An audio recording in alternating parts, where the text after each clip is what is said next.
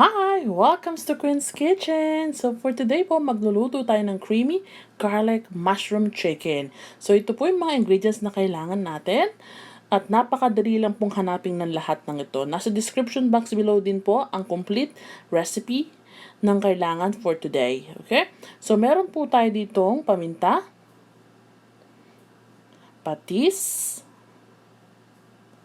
sibuyas, buong bawang, at ito pong minced na bawang, cooking oil, cornstarch, Italian seasoning, optional po yan. And meron po tayong pinagbabaran po ng mushroom and dinagdagan ko po ng half a cup na water. And then yung pong ating whole mushroom. And then cream of mushroom. Meron din po tayong ang pinaka-importante po sa lahat, ang ating manok. Okay, nilinis ko na po yan, hinugasan na. So, yan lang po lahat ng kailangan natin for today. So, madali pong hanapin sa mga ating suking tindahan. Okay, so let's start cooking po. So, meron po tayong pan dito. So, lagyan ko lang po ng ating cooking oil. And una natin iluluto ay susute ang ating clove of garlic o yung buong bawang. Okay? Para po lumabas yung flavor. So, ibabrown ko lang po ng onte yung ating mga buong bawang. And then, after po no, set aside ko lang po. So, hinihintay ko lang po sandali na umiinit yung ating pan bago po simulan ang pagpiprito ng ating mga buong bawang. Okay? So, yan na po sila. So, naglagay lang po ako ng 5 piraso.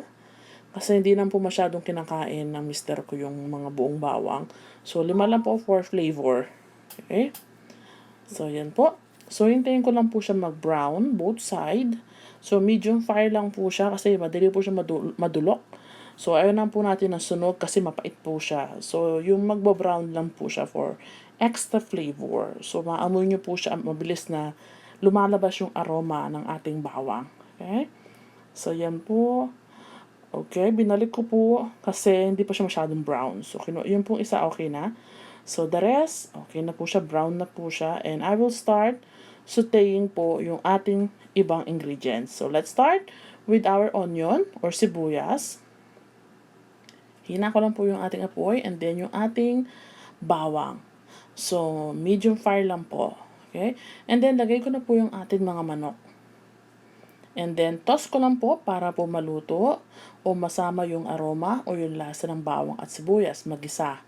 So, dito po sa amin sa Pampanga, ang lagi pong sinasabi ng mga matatanda, kailangan daw pong ginigisa na mabuti sa sarili niyang mantika yung ating mga niluluto.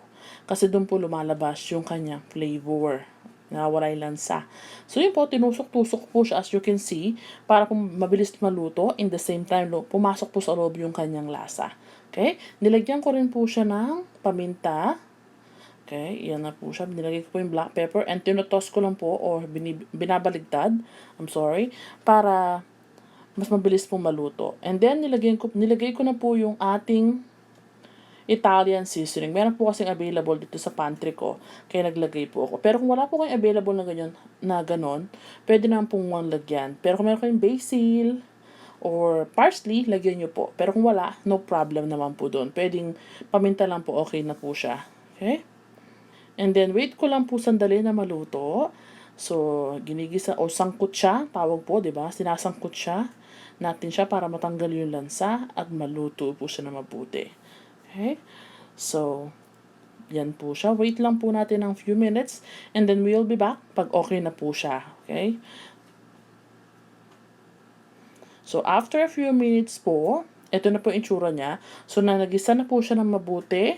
So, luto na po siya. Medyo luto na, pero hindi po lutong-luto. So, nilagay ko na po yung pinagbabaran ng mushroom and half a cup of water. Okay? So, hayaan ko po siyang kumulo niyan. And then, babalikan po natin after 5 minutes. Okay? So, after 5 minutes, ito na po yung itsura niya. So, nakalahati na po yung tubig na nilagay natin kanina. Yung pinagbabaran ng mushroom and yung water, nakalahati na po siya. Ngayon po, ilalagay ko po yung butter. So, para mas malasa. And yung cream of mushroom, nilagay ko po sa 1 cup of water. Okay? And then, sinama ko na rin po dito yung ating cornstarch. So, dinosolve ko na po dyan.